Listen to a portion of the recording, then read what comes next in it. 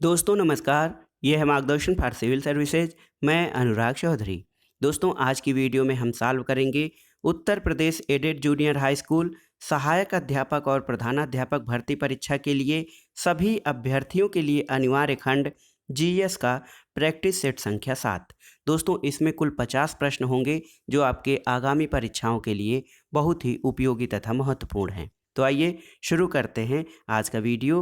Uttar Pradesh added junior high school सहायक अध्यापक और प्रधानाध्यापक भर्ती परीक्षा सामान्य अध्ययन का प्रैक्टिस सेट संख्या 7। दोस्तों आज की वीडियो का जो पहला प्रश्न है वो बहुत ही महत्वपूर्ण है। देखिए, निम्नलिखित में से किसने ट्रस्टीशिप की अवधारणा प्रस्तुत की है, आपको बताना है। ऑप्शन है आपके एम.एन. राय, अरविंद घोष, महात्मा गांधी या जी.के. गोखले। तो सही उत्तर है ट्रस्टीशिप या न्यासिता की अवधारणा महात्मा गांधी ने प्रस्तुत की थी। तो याद रखिएगा, ट्रस्टीशिप या न्यासिता का सिद्धांत महात्मा गांधी द्वारा प्रस्तुत किया गया था। अगला प्रश्न है, निम्नलिखित में से कौन सी ग्रीन हाउस गैस या जीएचजी, ग्रीन हाउस गैस को शॉर्ट फॉर्म में जीएचजी कहा जाता है, तो कौन सी गैस ग्रीन हाउस गैस नहीं है, आपको बताना है। ऑप्शन है मीथेन, नाइट्रस ऑक्साइड, क्लोरोफ्लोरोकार्बन और हाइड्रोजन। तो सही उत्तर है दोस्तों हाइड्रोजन जो है ये ग्रीन हाउस गैस नहीं है। प्रकृति में यह द्विआण्विक गैस के रूप में पाई जाती है जो वायुमंडल की बाह्य परत का मुख्य संघटक है। अगला प्रश्न है, ओजोन परत मुख्यतः कहाँ पाई जाती है। ऑप्शन है क्षोभ मंडल, मध्य मंडल, समताप मंडल या बाह्य मंडल में। तो सही उत्तर है ओजोन परत मुख्य रूप से समताप मंडल में पाई जाती है। अगला प्रश्न है दोस्तों, रक्त का थक्का बनने में किस विटामिन की आवश्यकता होती है, आपको बताना है। ऑप्शन है विटामिन सी, विटामिन के, विटामिन ई या विटामिन डी। तो सही उत्तर है दोस्तों ऑप्शन बी, विटामिन के। मनुष्य के शरीर में जो है रुधिर वो द्रव रूप में होता है, लेकिन शरीर से बाहर निकलने पर वह कुछ मिनटों में जम जाता है, जिसको थक्का कहते हैं। और रुधिर के शीघ्र जमने में उष्मा, थाम्ब्रिन, एड्रेनलिन, कैल्शियम क्लोराइड और विटामिन के से सहायता मिलती है। तो सही उत्तर है रक्त का थक्का बनने में सहायक विटामिन विटामिन के होता है। अगला प्रश्न है, निम्नलिखित रेडियो तत्वों में से किसका उपयोग मनुष्य के शरीर में रक्त प्रवाह की गति को मापने में किया जाता है। तो सही उत्तर है दोस्तों रेडियो सोडियम। सोडियम के समस्थानिक का प्रयोग मनुष्य के शरीर में रक्त प्रवाह की गति के मापन में किया जाता है। अगला प्रश्न है दोस्तों, खट्टे दूध के उत्पादों में कौन सा अम्ल होता है, आपको बताना है। Acetic acid, butyric acid, tartaric acid या लैक्टिक एसिड। तो सही उत्तर है खट्टे दूध के उत्पादों में लैक्टिक एसिड उपस्थित होता है। अगला प्रश्न है, कौन सा परजीवी पादप है या ट्रांसजेनिक पादप कौन सा है।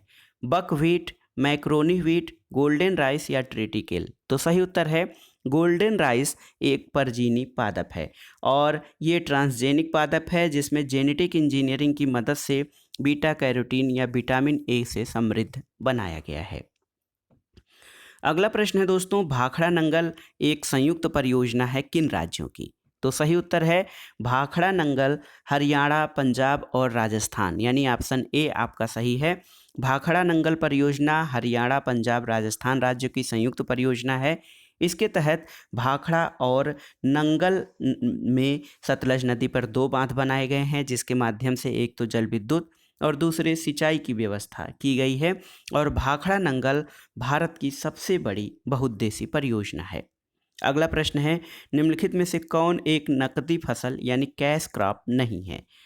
तंबाकू, कपास, सोयाबीन और रबर।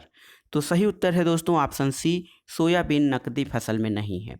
नकदी फसलों में तंबाकू, कपास और रबर आते हैं। सोयाबीन नकदी फसल के अंतर्गत शामिल नहीं है। अगला प्रश्न है दोस्तों, निम्नलिखित में से किसने इंडियन इकॉनमी गांधीयन ब्लूप्रिंट नामक पुस्तक लिखी है।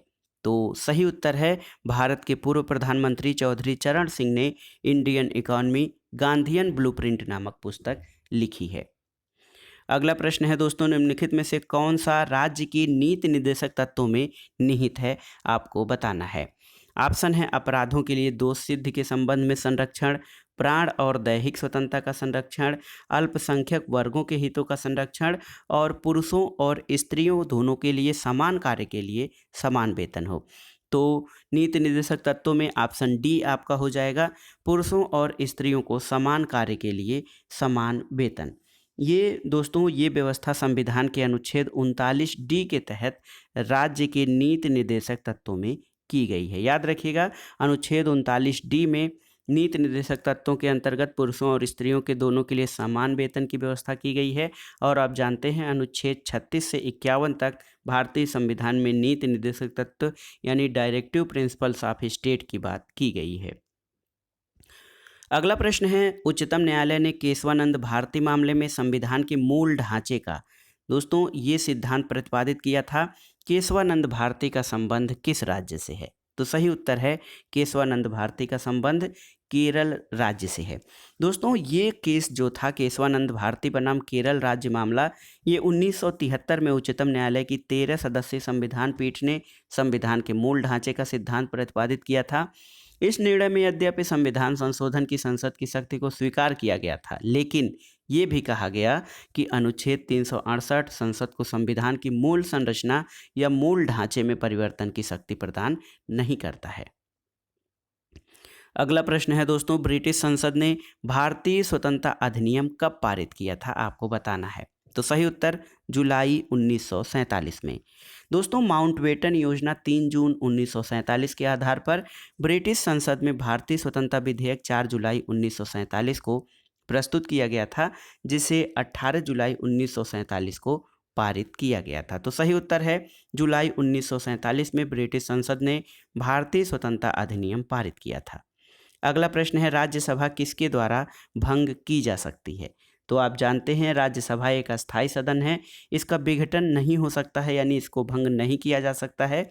ऑप्शन डी उपरोक्त में से किसी के द्वारा नहीं, ये ऑप्शन इसका सही हो जाएगा। दोस्तों राज्यसभा के सदस्यों का कार्यकाल 6 वर्ष होता है, 1/3 सदस्यों का निर्वाचन प्रत्येक 2 वर्ष पर होता है और उपराष्ट्रपति राज्यसभा का पदेन सभापति होता है। महान्यायवादी को संसद के दोनों सदनों में बोलने का अधिकार होता है, लेकिन उसे निर्णायक मत देने का अधिकार नहीं होता है। अगला प्रश्न है, पंचायती राज से संबंधित निम्नलिखित कथनों में से कौन सा कथन सही नहीं है? आपको बताना है।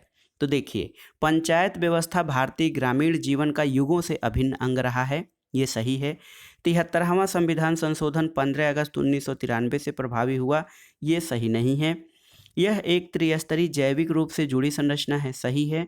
भारतीय संविधान का अनुच्छेद 243 जी उसके महत्व को बढ़ाता है, तो ये सही है। लेकिन ऑप्शन बी जो है कि 73वां संविधान संशोधन 15 अगस्त 1993 से प्रभावी हुआ था, ये सही नहीं है, क्योंकि वर्ष तो सही है 1993, लेकिन 73वां संविधान संशोधन 24 अप्रैल 1993 को प्रभावी हुआ था। याद रखिएगा 24 अप्रैल, इसी कारण इस तिथि को पंचायती राज दिवस भी मनाया जाता है। अगला प्रश्न है, भारत के प्रथम परमाणु रिएक्टर का नाम क्या है? तो सही उत्तर है भारत का प्रथम परमाणु रिएक्टर अप्सरा था। दोस्तों ट्राम्बे में भाभा परमाणु अनुसंधान केंद्र में इसका परिचालन अगस्त 1956 में किया गया था। तो भारत का प्रथम परमाणु रिएक्टर अप्सरा था। अगला प्रश्न है, निम्नलिखित में से कौन भारत के शेयर बाजार के कार्य को नियंत्रित करता है? तो आप जानते हैं दोस्तों शेयर बाजार के कार्य को भारतीय प्रतिभूति और विनिमय बोर्ड, जिसको कि शॉर्ट में सेबी कहा जाता है। दोस्तों इसकी अनुमति के बाद ही कोई कंपनी अपना प्रारंभिक निर्गम इशू यानी आईपीओ इनिशियल पोस्टल आर्डर जारी कर सकती है। तो देखिए इनिशियल प्राइमरी आर्डर जो है दोस्तों, ये एक तरह से आईपीओ जारी करना सेबी के निर्णय के या सेबी के आदेश के बाद ही होता है। अगला प्रश्न है, दलाल स्ट्रीट कहाँ पर स्थित है? तो उत्तर है मुंबई में। दोस्तों बम्बई शेयर बाजार दलाल स्ट्रीट मुंबई, ये महाराष्ट्र में स्थित है। अगला प्रश्न है, कन्हैयालाल माणिकलाल मुंशी केंद्रीय हिंदी संस्थान कहाँ पर स्थित है? आपको बताना है। तो सही उत्तर है आगरा में। दोस्तों कन्हैयालाल माणिकलाल केंद्रीय हिंदी संस्थान ये आपका आगरा में स्थित है। दोस्तों इसकी स्थापना 1953 में तत्कालीन राज्यपाल श्री कन्हैया लाल माणिकलाल मुंशी के द्वारा की गई थी। इसका नाम पहले केंद्रीय हिंदी संस्थान था, लेकिन बाद में कन्हैया लाल माणिकलाल केंद्रीय हिंदी संस्थान कर दिया गया था।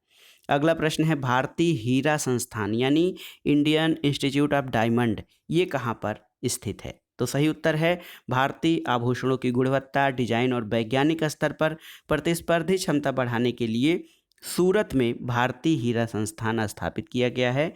और धनबाद में आप जानते हैं केंद्रीय खनन अनुसंधान संस्थान है, और आनंद में आपका ये राष्ट्रीय दुग्ध विकास बोर्ड स्थापित है।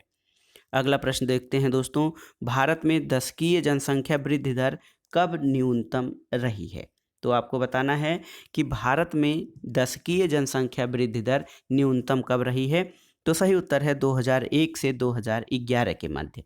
2001 से 2011 के मध्य दोस्तों जो भारत में दशकीय वृद्धि दर रही वो 17.64% था, लेकिन 1961 से 71 के दौरान देखा जाए तो ये 24.8%, 81 से 91 में 23.87% और 91 से 2001 के बीच 21.54% रहा है। तो सबसे कम 2001 से 2011 के मध्य 17.64%।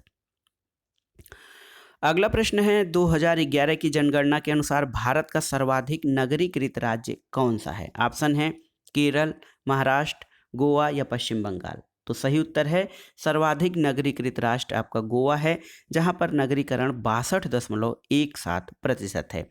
उसके बाद दोस्तों गोवा के बाद मिजोरम, तमिलनाडु, केरल और फिर महाराष्ट्र का नंबर आता है। अगला प्रश्न है, पृथ्वी स्थित है किन ग्रहों के बीच में? तो पृथ्वी दोस्तों किन ग्रहों के बीच में है, आप क्रम बताइए। बुध, शुक्र, पृथ्वी, मंगल। तो पृथ्वी, शुक्र और मंगल के बीच में स्थित है। ऑप्शन ए आपका सही उत्तर हो जाएगा।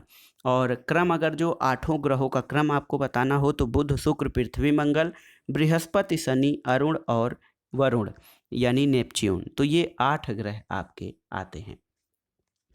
अगला प्रश्न है, भारत में सुनामी वार्निंग सेंटर या सुनामी चेतावनी केंद्र कहाँ पर स्थित है, आपको बताना है।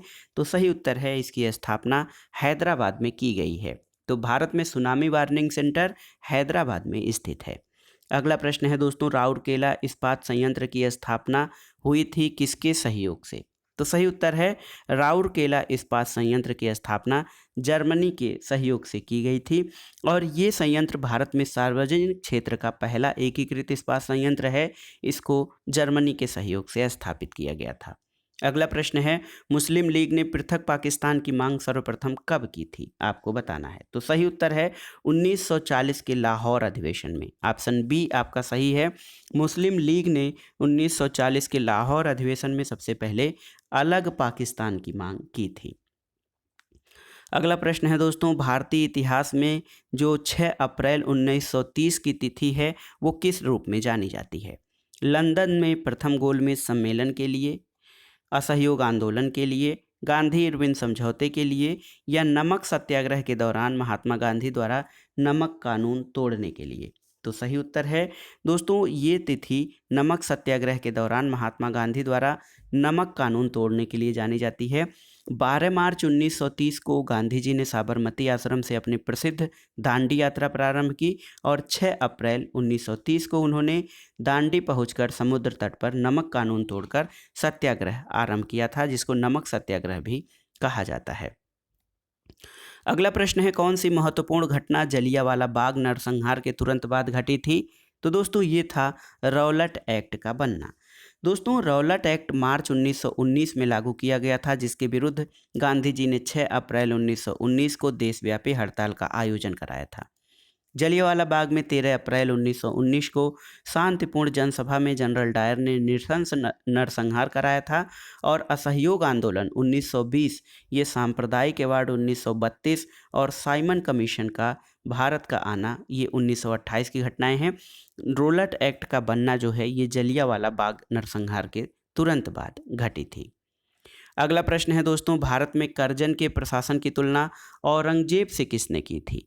तो उत्तर है गोपाल कृष्ण गोखले, जी के गोखले। दोस्तों गोपाल कृष्ण गोखले ने जो है ये इसकी कर्जन लॉर्ड कर्जन के प्रशासन की तुलना औरंगजेब से किया था। लॉर्ड कर्जन अपने वायसराय काल में, जो कि 1899 से 1905 में भारतीय जनमानस की आकांक्षाओं की पूर्ण अवहेलना करता था और भारत में ब्रिटिश शासन को सुदृढ़ करने का प्रयास किया। गोपाल कृष्ण गोखले ने कर्जन के प्रशासन की तुलना मुगल सम्राट औरंगजेब से की थी। अगला प्रश्न बहुत ही महत्वपूर्ण है, कई बार पूछा है। चित्रकला की मुगल शैली को किसने आरंभ किया था? तो सही उत्तर है मुगल बादशाह हुमायूं। हुमायूं ने चित्रकला की मुगल शैली को प्रारंभ किया था और फारस और अफगानिस्तान में अपने निर्वासन के दौरान मुगल चित्रकला की नींव उसने रखी थी। और यहाँ से जब भारत आया तो वह फारस के दो चित्रकारों मीर सैयद अली और ख्वाजा अब्दुल समद को दिल्ली लाया था। उन्होंने मिलकर एक उन्नत कला संगठन की स्थापना की थी। अगला प्रश्न है, किसे खड़ी हिंदी बोली का जनक माना जाता है? तो उत्तर है अमीर खुसरो। दोस्तों, अमीर खुसरो को खड़ी हिंदी बोली का जनक माना जाता है और इन्होंने नई काव्य शैली सबक ए हिंदी या हिंदुस्तानी शैली का जो है प्रारंभ किया था। अगला प्रश्न है दोस्तों, हड़प्पा संस्कृति से संबंधित है। वह हड़प्पी नगर जिसका प्रतिनिधित्व लोथल का पुरातत्व स्थल करता है किस नदी के किनारे विकसित है या किस नदी के किनारे स्थित था? तो दोस्तों, हड़प्पा नगर या सिंधु घाटी सभ्यता से संबंधित नगर लोथल गुजरात के अहमदाबाद जिले में भोगवा नदी के किनारे स्थित था। तो याद करिए कि लोथल जो है ये गुजरात में भोगवा नदी के किनारे है। यहाँ की खुदाई एस.आर. राव के नेतृत्व में कराई गई थी और सबसे महत्वपूर्ण उपलब्धि यहाँ की हड़प्पा कालीन जल गोदी या गोदीबाड़ा या बंदरगाह है। अगला प्रश्न है, कौन मौर्य युगीन अधिकारी तौल मापन का प्रभारी होता था? ऑप्शन है पौतवाध्यक्ष, पणयाध्यक्ष, सीताध्यक्ष या सूनाध्यक्ष। तो दोस्तों, पौतवाध्यक्ष सही उत्तर है, लेकिन कहीं आप इसको जो है पौत या पोत से संबंधित न कर लीजिएगा, जलयान से। लेकिन सही उत्तर है पौतवाध्यक्ष जो था ये तौल मान का या तौल और मापन का अधिकारी होता था। अगला प्रश्न है, कौटिल्य का अर्थशास्त्र क्या था? तो सही उत्तर है दोस्तों, कौटिल्य द्वारा मौर्य काल में रचित अर्थशास्त्र शासन कला के सिद्धांतों की पुस्तक है। ऑप्शन डी आपका सही उत्तर हो जाएगा। और इसमें राज्य के सप्तांग सिद्धांत का वर्णन किया गया है और अर्थशास्त्र से तत्कालीन मौर्य युगीन समाज की प्रशासन और कृषि व्यवस्था की भी जानकारी मिलती है। अगला प्रश्न है, महोदया किसका पुराना नाम था? आपको बताना है। तो सही उत्तर है कन्नौज। दोस्तों, कन्नौज का प्राचीन नाम कान्यकुब्ज था और ये गुप्त शासकों और मौखर वंश का मुख्य नगर था। कन्नौज का महत्व 7वीं सदी में अधिक बढ़ा जब यहाँ सम्राट हर्षवर्धन का प्रभुत्व स्थापित हुआ। हर्षवर्धन के समय में ये नगर महोदया या महोदय श्री कहा जाता था। अगला प्रश्न है, कच्छ की खाड़ी में स्थित कांडला किसके लिए प्रसिद्ध है? आपको बताना है। तो दोस्तों, कच्छ की खाड़ी में जो कांडला बंदरगाह है ये निर्यात प्रसंस्करण के लिए प्रसिद्ध है। और आप जानते हैं कि दोस्तों, भारत एशिया का पहला देश है जिसने निर्यात संवर्धन में निर्यात प्रसंस्करण क्षेत्र यानी EPZ की महत्ता को स्वीकार किया। कांडला में एशिया का पहला निर्यात प्रसंस्करण क्षेत्र 1965 में स्थापित किया गया और इन क्षेत्रों की स्थापना का उद्देश्य देश से निर्यात वस्तुओं का लिए उपयुक्त वातावरण तैयार करना ताकि वे अंतर्राष्ट्रीय प्रतियोगिता में अपना स्थान बना सकें। अगला प्रश्न है दोस्तों, 1 दिसंबर 2020 में भारत के शीर्ष रक्षा सूत्रों के अनुसार देश के पहले मैरीटाइम थिएटर कमांड का परिचालन कब से शुरू होगा? तो सही उत्तर है वर्ष 2021 से। दोस्तों, देखिए कि दिसंबर 2020 में भारत के शीर्ष रक्षा सूत्रों ने कहा कि देश के पहले मैरीटाइम थिएटर कमांड का परिचालन 2021 से शुरू होगा और MTC देश का पहला नया भौगोलिक थिएटर कमांड होगा जिसकी स्थापना कर्नाटक के करवार नौसेना बेस में की जा रही है। अगला प्रश्न देखते हैं दोस्तों, देखिए बहुत ही महत्वपूर्ण है कि वर्ष 2034 में एशियाई खेलों का आयोजन कहाँ किया जाएगा? सही उत्तर है दोस्तों वर्ष 2034 में एशियाई खेलों का आयोजन आपका रियाद में किया जाएगा। तो उत्तर है रियाद में एशियाई खेलों का आयोजन 2034 में किया जाएगा। 2030 में देखिए ये जो मतदान हुआ 16 दिसंबर 2020 को, 2030 और 34 में होने वाले एशियाई खेलों की मेजबानी का फैसला 2030 में आपकी जानकारी के लिए बता दें कि दोहा की राजधानी कतर में एशियाई खेल होंगे और सऊदी अरब में रियाद में 2034 में एशियाई खेलों का आयोजन होगा। अगला प्रश्न है 15 दिसंबर 2020 को सार्वजनिक क्षेत्र के किस उपक्रम को वर्ष 2020 के प्रतिष्ठित गोल्डन पिकॉक पर्यावरण प्रबंधन पुरस्कार से सम्मानित किया गया है?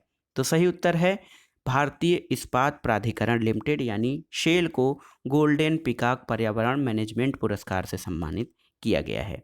अगला प्रश्न भी करेंट अफेयर से है। हाल में शुरू किए गए इसरो के नए एसएसए नियंत्रण केंद्र नेत्र के क्या कार्य हैं?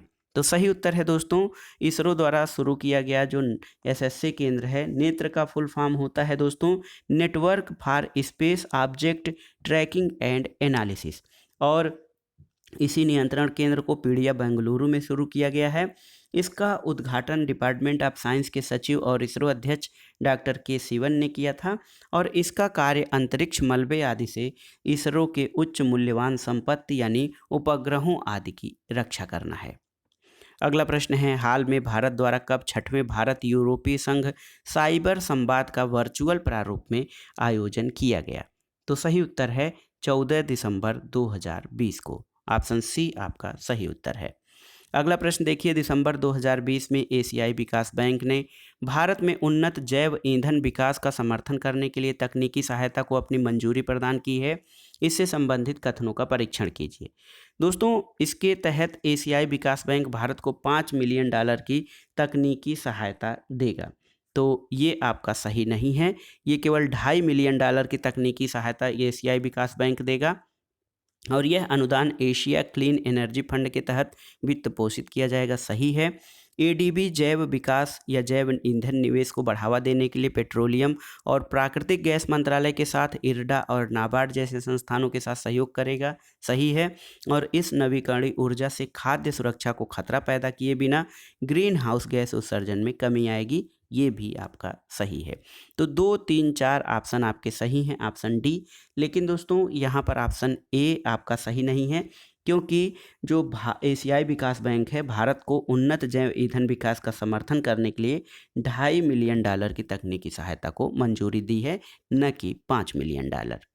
अगला प्रश्न रीजनिंग से संबंधित है। आपको बताना है दिए गए विकल्पों में से संबंधित जो है संख्या युग्मों को चुनिए। 105 का 110 25, उसी प्रकार 109 का कितना हो जाएगा? दोस्तों, जब आप 105 गुणे 105 करेंगे तो आ जाएगा 11,025।